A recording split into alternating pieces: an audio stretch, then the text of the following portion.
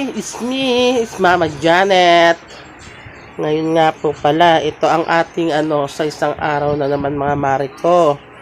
Ito ang ating routine, araw-araw ang ginagawa natin sa bahay mga mare ko.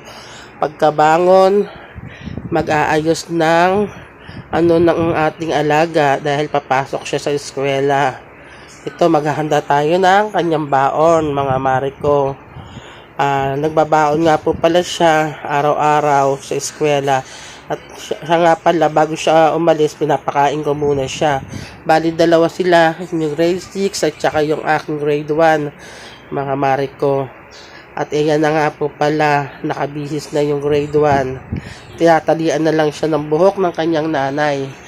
Kasi mahaba masyado ang kanyang buhok, mga mare ko. At ito na nga po pala, papalabas na kami at ihahatid ko na sila doon sa may waiting shed, sa may pasakayan mga mare ko. At ito na nga po pala, nakabalik na tayo mga mare ko. Nakauwi na at ang gagawin naman natin ngayon mga mare ko, maghuhugas ng kanilang mga pinaggamitan kanina bago umalis mga mare ko. Ito ang mas madalas na ginagawa ko kada umaga mga mare ko.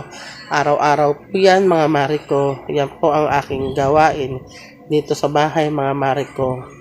Pagkapasok ng ating estudyante, yan, maghuhugas tapos magsasaing na mga mare ko. Minsan sa ulam ako ang nagluluto, palit-palitan kami mga mare ko. Hindi lang naman ako. Tatlo kami rito nagpapalitan, minsan magluto pag tinatamad ako, yung isa naman. At ito na nga po pala, tayo mag-aalmusal muna mga mare ko. Magpaantay ng pandesal mga mare. Kasi hindi pwedeng hindi mag-almusal dahil umiinom ako ng gamot tuwing umaga mga mare ko. Kaya kailangan may laman ng ating tiyan bago tayo uminom ng gamot mga mare ko. At ito nga po pala, pandesal. Nagpapabili ako lagi sa aking manugang ng pandesal. Kaya kape po tayo mga mare ko. Kape lang, ulan tayo. At ito na nga po pala, pagkatapos natin magsaing at hugas, tayo naman mga mare ko maglilinis ng bahay. Yung manugang ko ang nagwawalis.